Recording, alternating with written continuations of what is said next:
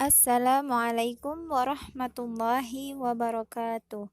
Perkenalkan, nama saya Lulu Indriani dengan NIM 6320200012 dari Prodi Ahwal Syasiah, Fakultas Agama Islam, Universitas Muhammadiyah Palembang.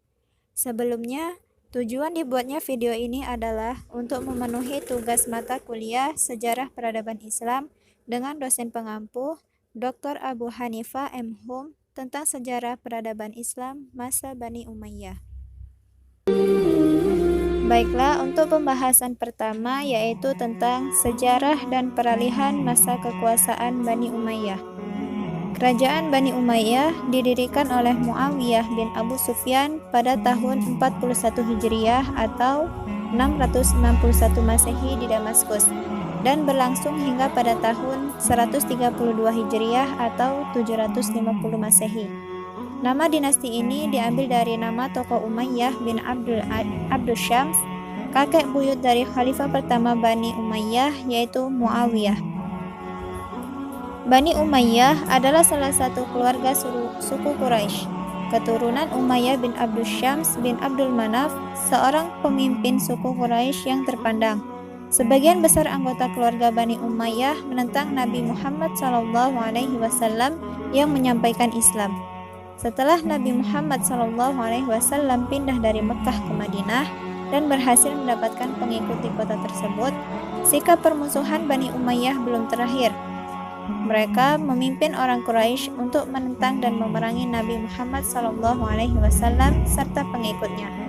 Peperangan pun terjadi beberapa kali, namun mereka tidak berhasil mengalahkan Nabi Muhammad SAW. Khilafah dinasti Umayyah memasuki masa kekuasaan Muawiyah yang menjadi awal kekuasaan Umayyah. Pemerintahan yang bersifat demokratis berubah menjadi kerajaan yang turun-temurun. Ia bermaksud mencontoh monarki di Persia dan Bizantium. Dia memang tetap menggunakan istilah khalifah, namun dia memberikan interpretasi baru dari kata-kata itu untuk mengagungkan jabatan tersebut. Dia menyebutkan Khalifah Allah dalam pengertian penguasa yang diangkat oleh Allah Subhanahu wa Ta'ala. Adapun kemajuan peradaban Islam dan perekonomian masa Bani Umayyah dari segi politik, di antara kebijakan politik yang terjadi pada masa Daulah Bani Umayyah adalah terjadinya pemisahan kekuasaan antara kekuasaan agama dengan kekuasaan politik. Amirul Mukminin hanya bertugas sebagai khalifah dan dalam bidang politik, sedangkan urusan agama diurus oleh para ulama. Dari segi pemerintah, perubahan sistem pemerintahan, bentuk pemerintahan Muawiyah berubah dari demokrasi menjadi monarki. Sejak ia mengangkat anaknya Yazid sebagai putra mahkota, kebijakan ini dipengaruhi oleh tradisi yang terdapat di bekas wilayah kerajaan Bizantium. Administrasi pemerintahan setidaknya ada 4 diwan atau departemen kementerian yang berdiri pada Daulah Bani Umayyah.